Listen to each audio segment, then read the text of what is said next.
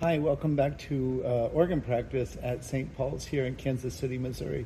I'm practicing this week, obviously, for Christmas Eve, and I'm working on Parmi, Nous by Messiaen, and I thought I'd talk about the music a little bit just to give people a way into it, because if you don't have a way into Messiaen, he can be a little bit jarring at first. You can make an argument that he was the most important composition teacher of the 20th century.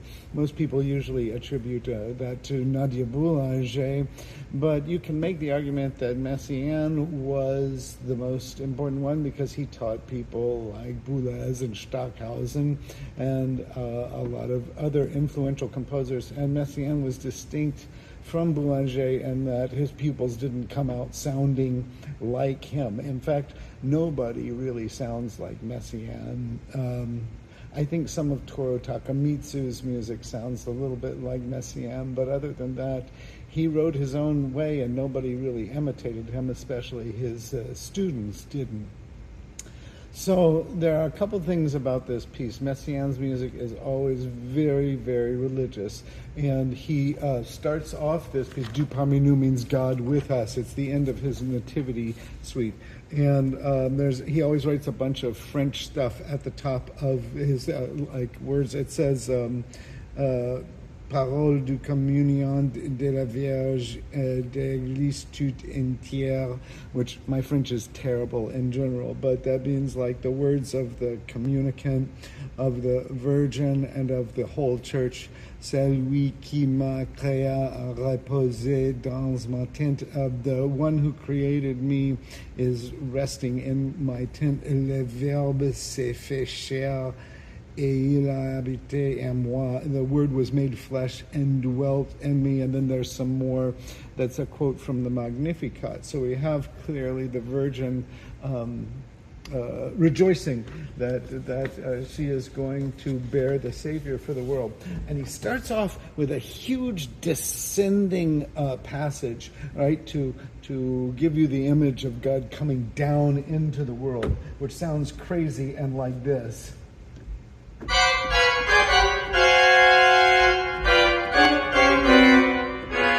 Oh, big descent in the pedals.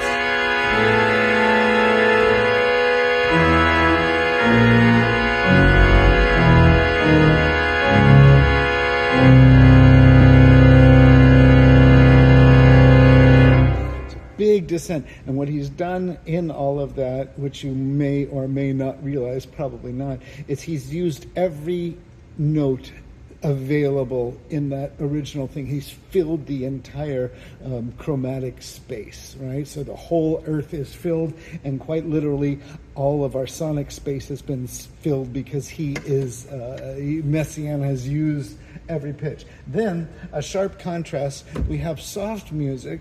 This is really interesting.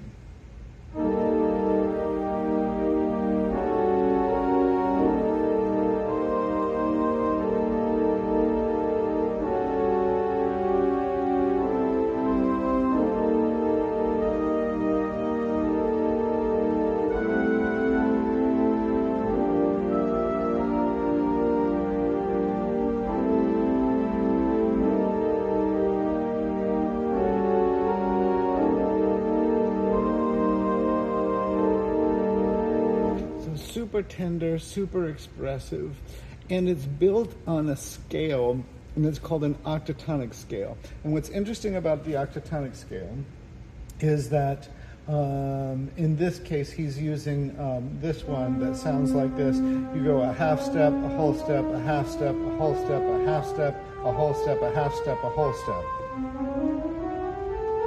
A strange sounding scale. But what's interesting about it is it's a scale of limited transposition. What do I mean by that? That means if I take all of these notes and I move them up a half step, then I get a new set of notes.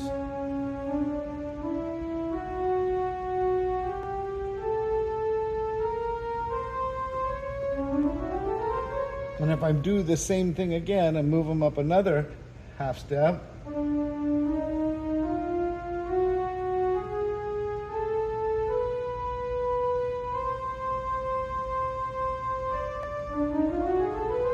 then I get that scale. But if I do it one more time, and anybody that's a mathematician knows about this, you can have a mathematical set, and eventually, once I transpose this kind of symmetrical set up enough spaces, I will get, and it's right here when I get that third time that I moved it up another step,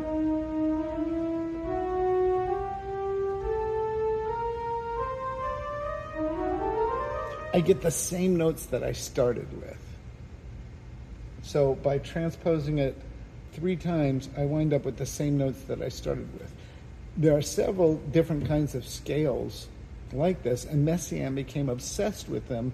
They, for him, began to represent eternity in some sense, that these scales, once you moved them, they couldn't be moved that much because they then turn back on themselves. Okay, so he does a little tender, sensitive thing, and then after that we get some typical Messiaen using those same kinds of scales. We get moments of ecstasy like this,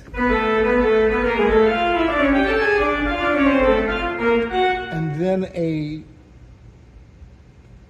shortened version of the original descending idea.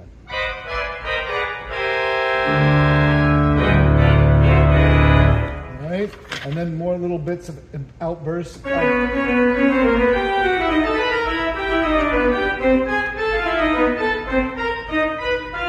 And then again, the descent.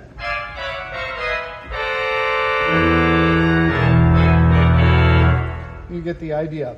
We go on from here to a little bit of a different section where he gives us the same kind of scales, the same kind of sounds. You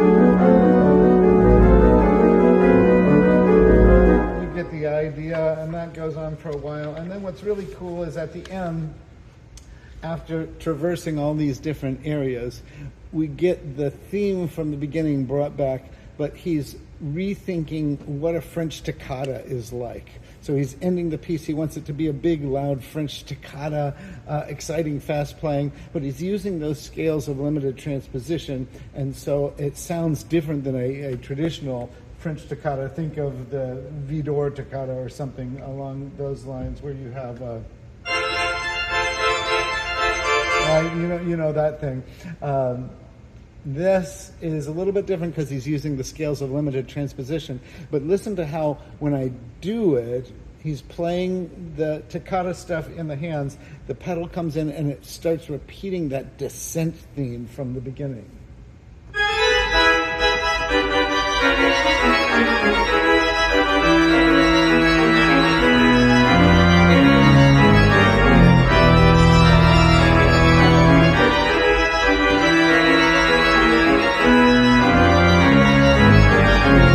You get the idea. It's kind of wild music, and maybe not the first thing you think of when you think of Merry Christmas, but the symbolism is incredible, the way he goes through it all. So if you don't know his music at all, look up the music by the French composer Olivier Messiaen.